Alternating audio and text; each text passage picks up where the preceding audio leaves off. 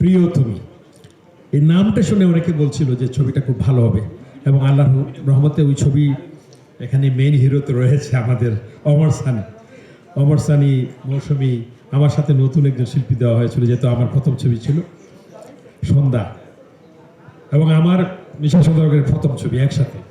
মিলেন আমাকে অনেক মারছে সে, কিন্তু ওই ছবিতে আমি তো আর মারামারি কেউ অভ্যস্ত ছিলাম না, লেগেও গেছিল একবার। মনে আছে সব। আমাদের ডাইরেক্টর ছিলেন হাফিজ উদ্দিন, খুব ভালো মানুষ। শাবানা ম্যাডাম ওনাকে বলতে পাগলা হাফিজ, একটু রাগী ছিলেন খুব বেশি, কিন্তু খুব আদর করতেন শাবানা ম্যাডাম। সেই ছবির মতো এই ছবিটার নামটাও এত সুন্দর, গুলশানের চামেলি।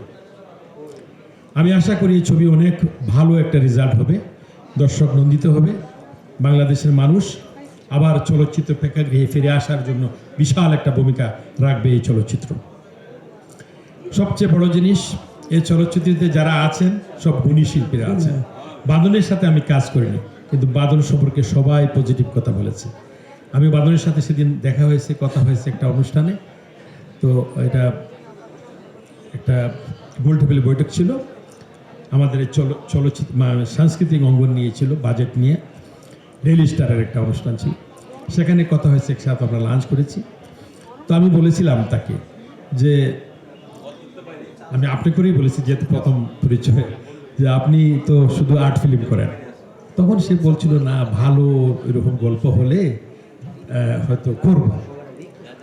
ভালো কথা রেখেছে, এটা কমার্শিয়াল ছবি করছে, আমি মনে করি খুব ভালো রেজাল্ট হবে, যেহেতু সে একজন দক্ষ ভালো অভিনেত্রী, ইতিমধ্যে প্রমাণ করেছে, পুরস্কৃত হয়েছে দেশে এবং বিদেশে শুনেছি। আমাদের রোজিনা ম্যাডাম আছেন, রোজিনা ম্যাডামের নায়ক আমি বয়সে আমি মনে হয় একটু জুনিয়র হব, তারপরেও ওনার নায়ক হয়েছিলাম একটা, ওনারই প্রযোজনা একটা, এটা কি টেলিফিল্ম ছিল ম্যাডাম? টেলিফিল্ম ছিল। তো আমার কো আর্টিস্ট আছে আমিন খান আমার আরেকটা খুব সুপার হিট ছবি প্রিয় তুমি সাগরিকার মেইন নায়ক, আমি ছিলাম ভিলেন প্লাস পজিটিভ নেগেটিভ দুইটা মিলিয়েছিলাম। তো আমিন খান ছিল আমার সাথে, এই ছবিটাও সুপার হিট হয়েছিল। তো অনেক আমার সাথে যারা কাজ করেছে এই ধরনের অনেক আর্টিস্ট আছেন, সবাই দক্ষ ভালো আর্টিস্ট নিয়ে উনি করছেন, গল্প ভালো। আরেকজন অভিনেত্রী বললেন একটু আগে, প্রযোজক জনাব জাহাঙ্গীর শিকদার, যে ইন্ডিয়া থেকে একজন নায়িকা আসছে নাম করা।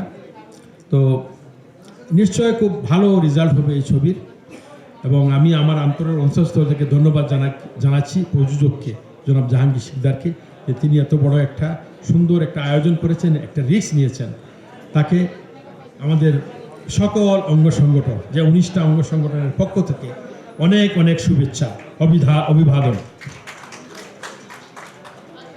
আমাদের ডাইরেক্টর জনাব Mohammad Iqbal, dynamic director, dynamic মানুষ, চলচ্চিত্রের জন্য একজন নিবেদিত প্রাণ, তরুণ প্রজন্ম, তরুণ নবীন প্রবীণ সব মিলে তাকে আমি কি বলবো, তরুণও বলবো না, নবীনও বলবো না, প্রবীণও বলবো না, মাঝামাঝি মানুষ। সেই লোক খুবই দক্ষ।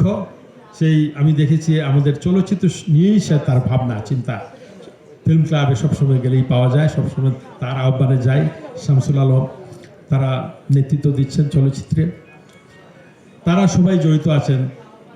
মোহাম্মদ ইকবালের মতো একজন ডাইরেক্টর যেহেতু আছেন, নির্দ্বিধায় একটা ভালো ছবি হবে। আমি এই ছবির উত্তরোত্তর সমৃদ্ধি কামনা করি। শুভ হোক চলচ্চিত্র চামেলি।